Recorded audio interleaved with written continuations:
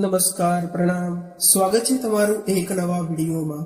મિત્રો, આજની કહાની શરૂ કરતા પહેલા તમને એક વિનંતી છે કે આ કહાની અંત સુધી ધ્યાનથી સાંભળજો, તો જ તમને આખી કહાનીનો સાર સમજાશે।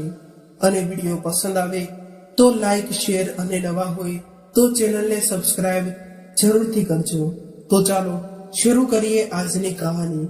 આજે 4 વર્ષ બાદ નરેશ પોતાના દેશ ભારત આવી રહ્યો હતો। નરેશ ભારત આવી રહ્યો છે એવી ખબર પણ એના ઘરને નહોતી આપી, કેમ કે એ તો એના ઘરના સભ્યોને સરપ્રાઈઝ આપવા માંગતો હતો। નરેશ નોકરી માટે અમેરિકા ગયો હતો, પરંતુ આ 4 વર્ષોમાં એ પોતાના કામમાં એટલો બધો વ્યસ્ત થઈ ગયો હતો, એના લીધે ભારત નહોતો આવી શક્યો।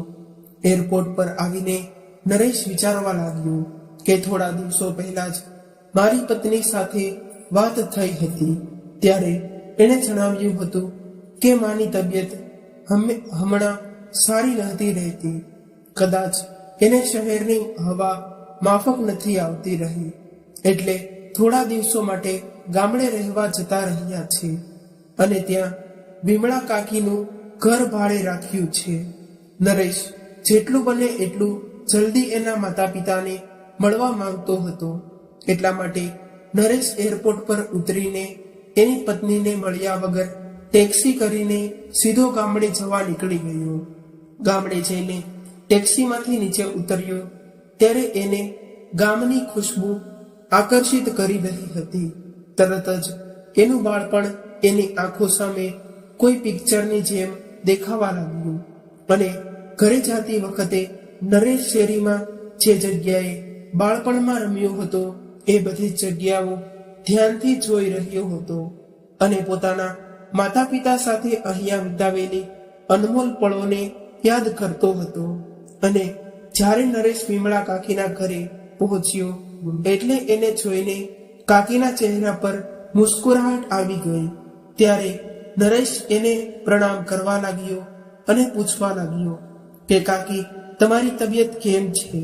ત્યારે વિમળા કાકીએ કહ્યું કે હું તો ઠીક છું બેટા, તમે બધા કેમ છો?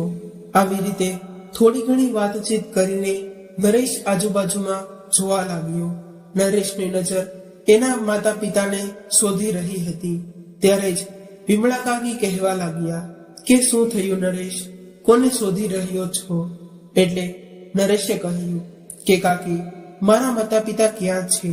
મારે એને જલ્દીથી મળવું છે, એટલે તમે એને બોલાવી આપો ને। નરેશની વાત સાંભળીને વિમળા કાકી હેરાન થઈ ગયા અને કહેવા લાગ્યા કે તું કેવી રીતે વાત કરી રહ્યો છો દીકરા? હું પણ તારી માને નથી મળી એને ઘણા વર્ષો થઈ ગયા છે। આ સાંભળીને નરેશના ચહેરાનો રંગ ઉડી ગયો અને ધીરેથી કહેવા લાગ્યો કે કાકી, મારા માતા પિતા તો અહીં તમારા ઘરે જ રહેતા હતા ને? એટલે કાકીએ કહ્યું કે નહીં નરેશ, તને કોઈ ગેરસમજ થાય છે। તારા માતા પિતા તો ઘણા વર્ષોથી અહીં આવ્યા જ નથી। આ સાંભળીને નરેશ વિચારમાં પડી ગયો અને બહાર નીકળીને નરેશે ગામના અન્ય લોકોને પૂછ્યું, પરંતુ એને એના માતા પિતાની કોઈ ખબર ન હતી। આખરે માતા પિતા ક્યાં હશે આવું વિચારીને નરેશે એની પત્નીને ફોન કર્યો, પરંતુ એની પત્નીનો ફોન સ્વિચ ઓફ આવી રહ્યો હતો, એટલે એની પત્ની સાથે વાત ન કરી શક્યો। આખરે થાકી હારીને નરેશ પાછો ટેક્સીમાં બેસી ગયો અને શહેરમાં આવવા માટે નીકળી ગયો। નરેશને આટલો બધો પરેશાન જોઈને ટેક્સી ડ્રાઈવરે એને પરેશાનીનું કારણ જાણવાની કોશિશ કરી। ત્યારે નરેશે એને બધી વાત જણાવી અને જ્યારે નરેશ શહેરમાં પહોંચ્યો એટલે ટેક્સી ડ્રાઈવરે એક મંદિરની બહાર ગાડી ઊભી રાખી અને કહેવા લાગ્યો કે હે ભાઈ, આ મંદિર ખૂબ જ ચમત્કારિક છે। એવું કહેવાય છે કે આ મંદિરમાં જઈને સાચા મનથી કોઈ પણ માંગો છો તો એ માનતા ભગવાન જરૂર પૂરી કરે છે। ટેક્સી ડ્રાઈવરની વાત સાંભળીને નરેશ પણ મંદિરની અંદર ગયો અને પ્રાર્થના કરવા લાગ્યો। ત્યારબાદ એણે જોયું કે મંદિરના આંગણામાં ઘણી બધી ભીડ હતી, કેમ કે ત્યાં અમુક લોકો પ્રસાદ વહેંચી રહ્યા હતા અને ઘણા બધા ગરીબ લોકો ત્યાંથી પ્રસાદ લઈને ખાઈ રહ્યા હતા. ત્યારે તેની નજર એક વૃદ્ધ વ્યક્તિ પર પડી રહી અને એ વ્યક્તિને મેળા અને ફાટેલા તૂટેલા કપડાં પહેર્યા હતા. તેની દાઢી વધી ગયેલી હતી અને ખૂબ જ મુશ્કેલીથી ચાલી શકતા હતા. એ વ્યક્તિ આ ભીડમાં ઘૂસીને પ્રસાદ લેવાની કોશિશ કરી રહ્યા હતા, પરંતુ કમજોરીને કારણે એ આગળ નહોતા જઈ શકતા. જેમ તેમ કરીને ભીડમાંથી નીકળીને આગળ પ્રસાદ લેવા પહોંચ્યા ત્યાં સુધીમાં તો પ્રસાદ ખતમ થઈ ગયો હતો. એટલે આ વૃદ્ધ વ્યક્તિ નિરાશ થઈને ત્યાં જ બેસી ગયો. આ જોઈને નરેશને આ વૃદ્ધ વ્યક્તિ પર દયા આવી ગઈ, એટલે દોડીને તેની પાસે ગયો અને કહેવા લાગ્યો કે દાદા, તમે પરેશાન ન થાઓ, હું તમારા માટે જમવાનું લઈ આવું છું. આવું કંઈ નહીં. નરેશ જ્યારે જમવાનું લેવા ગયો હતો ત્યારે જ અચાનક ચોંકી ગયો. એને આ વૃદ્ધ વ્યક્તિ માં એની પિતાની ઝલક જોવા મળી. એટલે નરેશ ત્યાં જ ઊભો રહી ગયો અને આ વૃદ્ધ વ્યક્તિ તરફ ધ્યાનથી જોયું તો એને એવું લાગ્યું કે એની આંખો સામે અંધારું છવાઈ ગયું હોય અને એ જોઈને દંગ રહી ગયો કે આ મેળાપ અને ફાટેલા તૂટેલા કપડા પહેલા વૃદ્ધ વ્યક્તિ બીજું કોઈ નહીં પરંતુ એના પિતાજી હતા. એની આંખો ચહેરાની અંદર ઘૂસી ગઈ હતી અને શરીર ફક્ત હાડકાનું માળખું રહી ગયું હતું. નરેશને એની આંખો પર વિશ્વાસ નહોતો થઈ રહ્યો. ત્યારે જ નરેશ ધીમેથી કહેવા લાગ્યો કે પિતાજી, તમે અહીંયા અને આવી હાલતમાં શું કરો છો? અને તમારી આવી હાલત કેવી રીતે થઈ ગઈ? તમે લોકો ક્યાં જતા રહ્યા હતા? મેં તમને કેટલી જગ્યાએ શોધવાની કોશિશ કરી પરંતુ ક્યાંય ન મળ્યા. આવું કહીને નરેશ એના પિતાને ભેટી પડ્યો. ત્યારે જ એના પિતાજીએ ગુસ્સાભર્યા અવાજે કહ્યું કે હવે શું કરવા આવ્યો છો મારી પાસે? કે પછી એ જોવા આવ્યો છો કે તારા માતા પિતા જીવતા છે કે મરી ગયા છે? ત્યારે જ નરેશે કહ્યું, નહીં પિતાજી, આવું ન બોલો. અને તમારા બંનેની આવી હાલત વિશે ખબર જ ન હતી. ત્યારે જ તેના પિતાજીએ ઘૃણાભરી નજરથી જોઈને કહ્યું કે એવું છે, એમને ચાલો હું માની લઉં કે તમે અમારી આવી હાલત વિશે કંઈ ખબર ન હતી, પરંતુ અમે અહીં આવ્યા તેને 3 મહિના થઈ ગયા છે અને તું તારી પત્નીને રોજ ફોન કરતો હશો ને? ત્યારે તે અમારા વિશે તારી પત્નીને કંઈ પૂછવાની જરૂર ન સમજ્યું. એટલે નરેશે કહ્યું કે એવી વાત નથી પિતાજી, મેં મારી પત્નીને તમારા વિશે ઘણી વાર પૂછ્યું હતું, પરંતુ એણે મને એવું કહ્યું કે માની તબિયત સારી નથી રહેતી અને માને ગામડે રહેવાની ખૂબ જ ઈચ્છા હતી. એટલા માટે એ લોકો ગામડાની શુદ્ધ હવામાં રહેવા માટે ગામડે ગયા છે. મેં તો એને એવું પણ પૂછ્યું હતું કે એ લોકો ગામડે ક્યાં રહેશે, કેમ કે ગામડાનું મકાન તો આપણે પહેલા જ વેચી નાખ્યું હતું. એટલે મારી પત્નીએ મને એવું કહ્યું કે તમે લોકો વિમળા કાકીના મકાનમાં ભાડે પર રહો છો. અને આવી વાતો સાંભળીને મેં મારી પત્ની પર વિશ્વાસ કરી લીધો. એ મારી ભૂલ હતી, મને માફ કરી દો પિતાજી. ત્યારબાદ નરેશ એના પિતાજીના પગ પકડીને માફી માંગવા લાગ્યો અને પૂછવા લાગ્યો કે પિતાજી, મારી માં ક્યાં છે? ત્યારે જ એના પિતાજી નરેશને લઈને એની માં પાસે ગયા, કેમ કે માં મંદિરની બહાર ફૂટપાથ પર એક જૂની ચાદર પાથરીને ભીખ માંગી રહી હતી અને પિતાજીની રાહ જોઈ રહી હતી. માને ભીખ માંગતી જોઈને નરેશની આંખોમાંથી આંસુની ધારા વહેવા લાગી અને રૂંધાયેલા ગળે કહેવા લાગ્યો કે માં.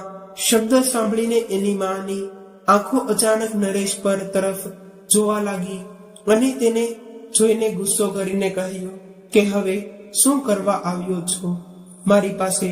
ત્યારે રડતા રડતા નરેશે એની માને કહ્યું કે માં, તમારા આ નાલાયક દીકરાને બસ એકવાર માફ કરી દો. ભૂલ તો મારી છે કે મારી પત્ની પર આંખો બંધ કરીને મેં વિશ્વાસ કર્યો છે અને એની ઉપર વિશ્વાસ કરીને તમારા બંનેની જવાબદારી મારી પત્નીને સોંપીને હું વિદેશ જતો રહ્યો હતો. પરંતુ મને ખબર ન હતી કે હું જ્યારે તમને મળીશ ત્યારે તમારી આવી હાલત થશે. પરંતુ માં, આજે હું કસમ ખાઉં છું કે તમારી દરેક પરેશાનીનો હિસાબ હું લઈશ. માં, તમે ખુદ વિચારો કે શું તમારો દીકરો નરેશ તમારી સાથે આવું ક્યારે કરી શકે ખરો? અરે માં, હું તો તને ખબર છે ને કે ભગવાન સમજી રહ્યો હતો, અને જ્યારે મારા ભગવાનની આવી હાલત જોઈને મારા ઉપર શું વીતી રહી છે એ તો હું જાણું છું.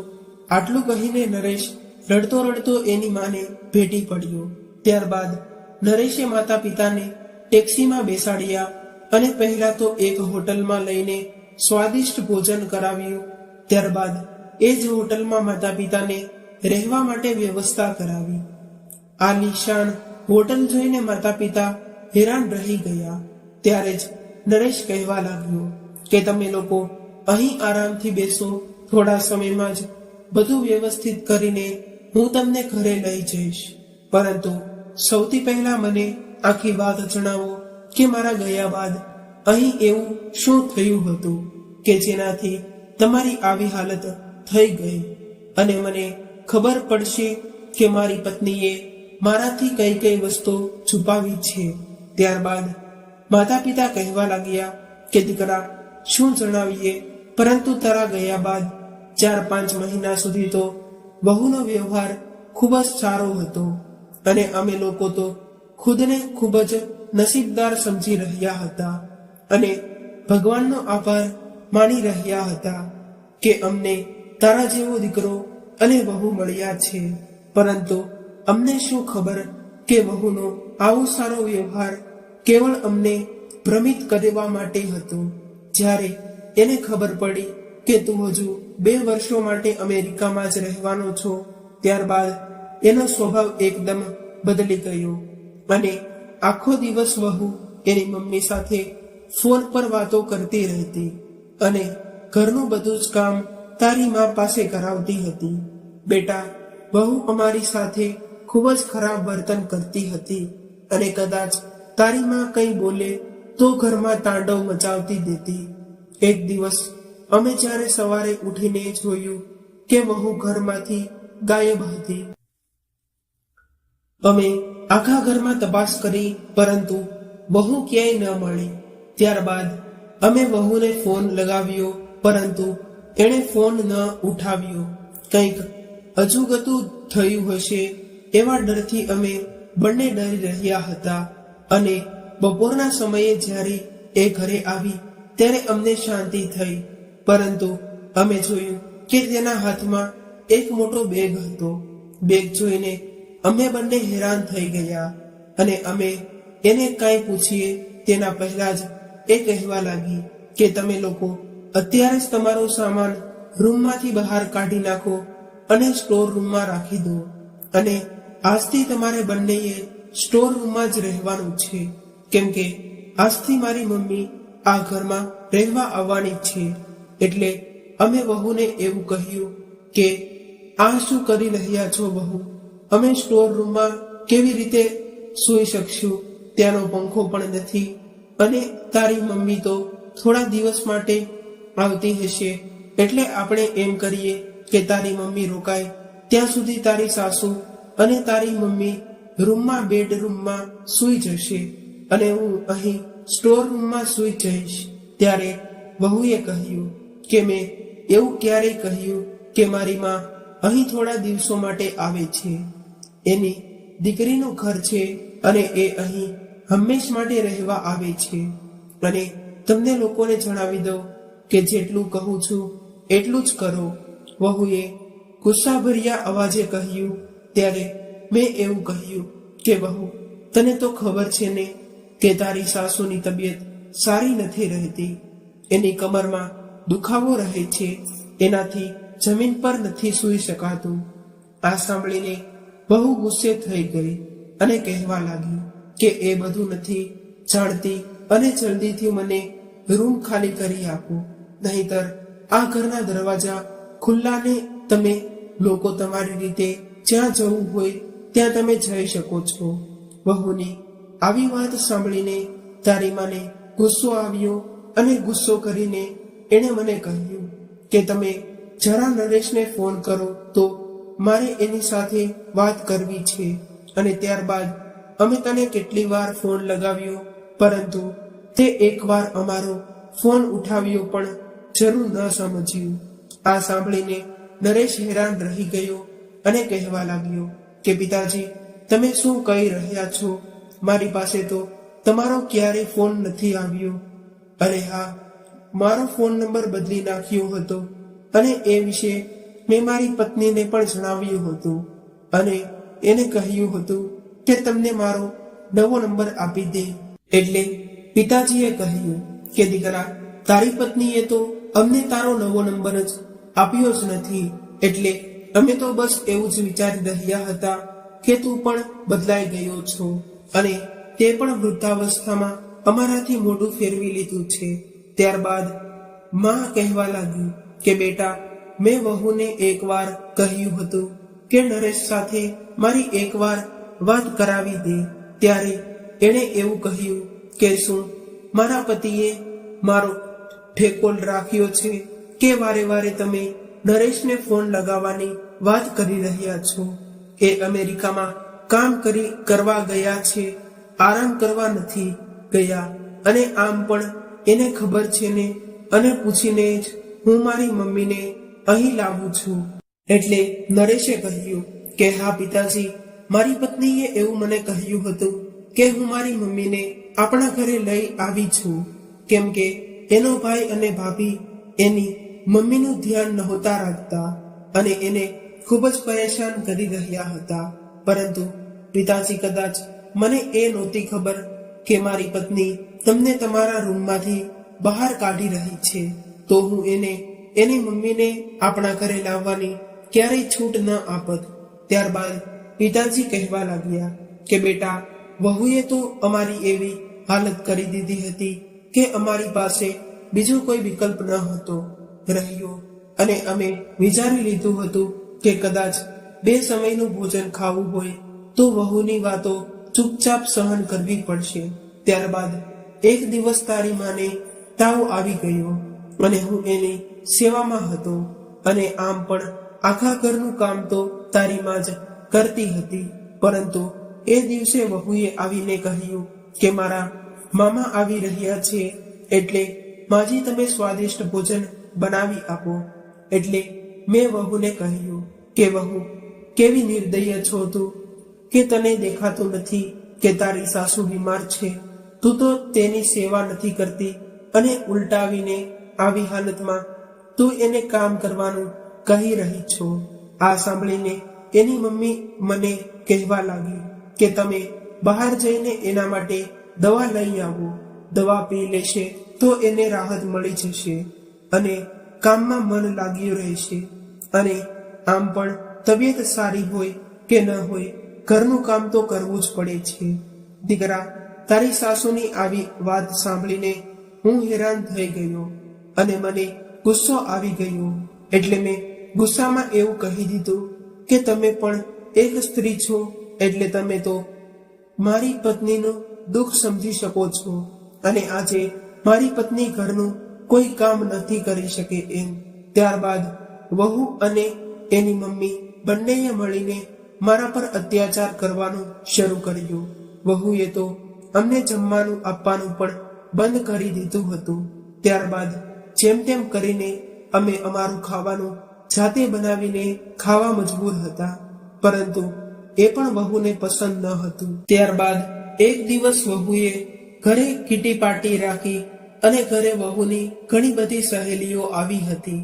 એ દિવસે વહુએ અમને કહ્યું કે 15 જણાનું ખાવાનું બનાવવાનું છે અને તારા પિતાજીને થોડા પૈસા આપીને બજારમાંથી સામાન ખરીદવા મોકલી દીધા અને મને રસોડામાં કામ કરવા લગાડી દીધી.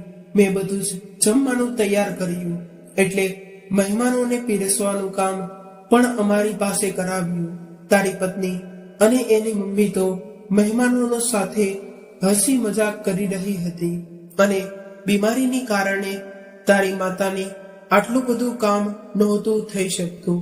આ જોઈને તારા પિતાજીએ ગુસ્સો આવી ગયો અને એમણે બધું જ ખાવાનું ઢોળી નાખ્યું. આ જોઈને બહુનો ગુસ્સો સાતમા આસમાન પર પહોંચી ગયો અને ચિલ્લાઈને કહેવા લાગી કે તમારી આવી હિંમત કે કેવી રીતે થઈ કે મારી સહેલીઓની સામે તમે મારી બેઇજ્જતી કરી દીધી. ત્યારે જ વહુની મમ્મી પણ ગુસ્સો કરીને વહુને કહેવા લાગી કે બેટા, તું આ લોકો પર દયા કરીને ઘરમાં શા માટે રાખી રહી છો? આવા લોકોને તો ઘરમાંથી બહાર કાઢી મૂકવા જોઈએ. ત્યારે વહુએ કહ્યું કે હા મમ્મી, તમે સાચું કહી રહ્યા છો, આને તો હવે ઘરમાંથી બહાર કાઢવા પડશે. ત્યારબાદ વહુએ અમને કહ્યું કે તમે જલ્દીથી તમારો સામાન બાંધીને અહીંથી નીકળી જાઓ. આટલું કહેતા જ માં જોર જોરથી રડવા લાગી અને કહેવા લાગી કે બેટા, તારી પત્નીએ તો બપોરના કાળા તડકામાં અમને ઘરમાંથી બહાર કાઢી મૂક્યા હતા. એવા સમયે અમે લોકો ક્યાંય જઈએ, કેમ કે ગામનું મકાન પણ હવે નહોતું રહ્યું. અમે લોકો તો સડક પર આવી ગયા હતા. મારી તબિયત તો પહેલેથી જ ખરાબ હતી અને આવું અપમાન સહન કરીને તારા પિતાજી પણ બીમાર રહેતા લાગ્યા. આવી હાલતમાં અમે ક્યાં જઈશું અને શું કાંઈ ખાઈશું તે સમજાતું ન હતું. એટલે અમે લોકો આ મંદિરની બહાર આવીને બેસી ગયા. પરંતુ તું અમારી પાસે કેવી રીતે પહોંચ્યો? એટલે નરેશે કહ્યું કે માં, તમને લોકોને ઘરમાંથી કાઢ્યા બાદ મારી પત્નીએ મને ફોન કર્યો હતો કે તમે લોકો તો વિમળા કાકીના ઘરે ગામડે રહેવા ગયા છો અને તમે લોકો થોડા દિવસ બાદ જ્યારે મેં એને પૂછ્યું કે માં ક્યાં છે, એનો ફોન કેમ નથી લાગી રહ્યો, તો મારી પત્નીએ જણાવ્યું કે તમારો ફોન ઘરે પડ્યો છે અને તમે લોકો ગામડાના લોકો સાથે તીર્થયાત્રામાં ગયા છો એટલે તમારી સાથે વાત નથી થઈ શકે એમ. એ સમયે તો મને થોડી શંકા થઈ હતી, કેમ કે કદાચ તમે લોકો યાત્રા પર જવાના હોય તો મને કહ્યા વગર તો નથી જવાના. એ મને ખબર હતી અને મને આ શંકાના લીધે જ હું ફટાફટ મારું કામ બતાવીને કોઈને કહ્યા વગર જ અહીં આવ્યો છું. મને તમારી ખૂબ જ ચિંતા થઈ રહી હતી એટલે અહીં ભગવાને પ્રાર્થના કરવા આવ્યો હતો અને તમને લોકોને મને આવી હાલતમાં અહીં મળી ગયા છો. પરંતુ તમે હવે બિલકુલ ચિંતા ન કરતા. હવે મને બધી જ ખબર પડી ગઈ છે અને હવે તમારા ઉપર કરેલા એક એક અત્યાચારોનો બદલો લેવાનો સમય આવી ગયો છે. આવું કહીને નરેશ એના ઘરે જતો રહ્યો અને જ્યારે ઘરે પહોંચીને જોયું કે એની પત્ની અને સાસુ સોફા પર બેસીને ચા નાસ્તો કરવાનો આનંદ લઈ રહ્યા હતા. ત્યારે જ નરેશ દરવાજા પાછળ ઊભો રહી ગયો અને વાતો સાંભળવા લાગ્યો. એની સાસુ તેની પત્નીને કહી રહી હતી કે તે તારા સાસુ સસરાને અહીંથી બહાર તો કાઢી મૂક્યા છે, પરંતુ તારે એકવાર જોવું જોઈએ કે એ લોકો ક્યાં ગયા છે અને શું કરી રહ્યા છે. ક્યાં કે નરેશને બધી વાત જણાવી દેશે તો આપણું શું થશે? ત્યારે નરેશની પત્નીએ કહ્યું કે અરે માં, તમે કેવી વાતો કરી રહ્યા છો? એની પાસે તો નરેશનો ફોન નંબર પણ નથી, તો એ લોકો કેવી રીતે ફોન કરશે? એટલે તમે ચિંતા ન કરો. અને આમ પણ નરેશ અહીં આવવામાં ઘણો સમય બાકી છે અને નરેશ અહીં આવશે ત્યાં સુધીમાં તો મારા સાસુ સસરા સ્વર્ગમાં સિદ્ધરી જ ગયા હશે, કેમ કે આવી હાલતમાં એ લોકો કેટલા દિવસ જીવિત રહી શકશે. ત્યારે જ નરેશ અચાનક તેની અંદર આવ્યો અને તેને અચાનક ઘરે આવેલો જોઈને તેની પત્નીના હોશ ઉડી ગયા. નરેશને ઘરે આવેલો જોઈને તેની પત્ની અને સાસુના મનમાં ને મનમાં વિચારી રહી હતી કે ક્યાંક નરેશે અમારી વાતો સાંભળી ન હોત ને. ત્યારે જ નરેશે હસીને કહ્યું કે જોયું ને, હેરાન થઈ ગયા ને મને જોઈને.